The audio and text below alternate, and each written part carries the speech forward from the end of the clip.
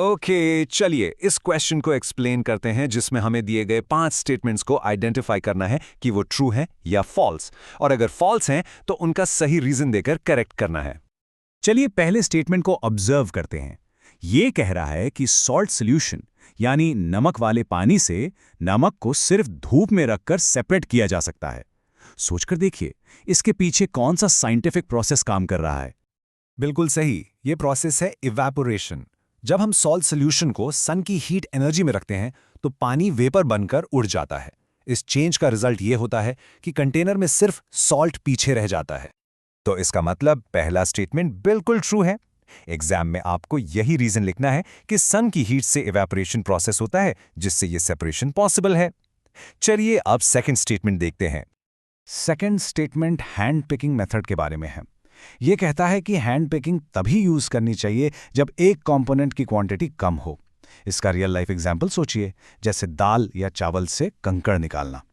Hand picking की सबसे important condition यही है कि इम्प्योरिटी यानी गलती कम क्वांटिटी में होनी चाहिए और आसानी से दिखनी चाहिए।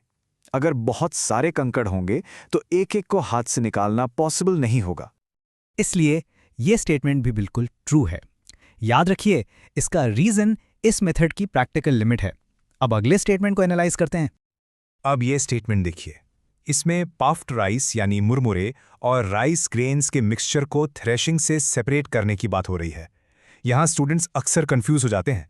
सोचिए, थ्रेशिंग का एक्चुअल प्रोसेस क्या है? यहाँ कंपेयर करना जरूरी है। थ्रेशिंग का प्रोसेस स्टॉक से ग्रेन को अलग करने के लिए होता है, जबकि पफ्ड राइस जो हल्का है और राइस ग्रेन्स जो भारी हैं, इनको अलग करने के लिए हमें विंड एनर्जी का यूज करना पड़ेगा, जिसे विनोइंग कहते हैं। तो ये स्टेटमेंट फॉल्स है। इसका सही रीजन और करेक्ट स्टेटमेंट दोनों लिखना एग्जाम में इंपॉर्टेंट है, वरना मार्क्स कट सकते हैं। चलिए अब फोर्थ स्टेटमेंट पर चलते हैं।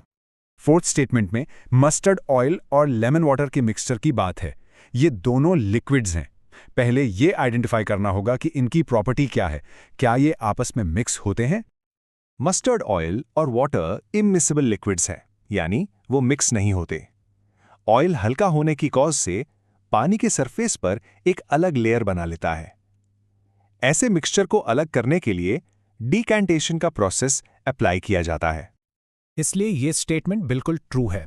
डिकैंटेशन का रीजन हमेशा लिक्विड्स का इमिसिबल होना होता है। अब लास्ट स्टेटमेंट को देखते हैं। लास्ट स्टेटमेंट है राइस फ्लावर और वाटर के मिक्सचर को सीविंग से सेपरेट करना। यहां भी एक कॉमन कंफ्यूजन है। सोचिए, सीविंग कब यूज होता है और फ्लावर और पानी का मिक्सचर कैसा होता है?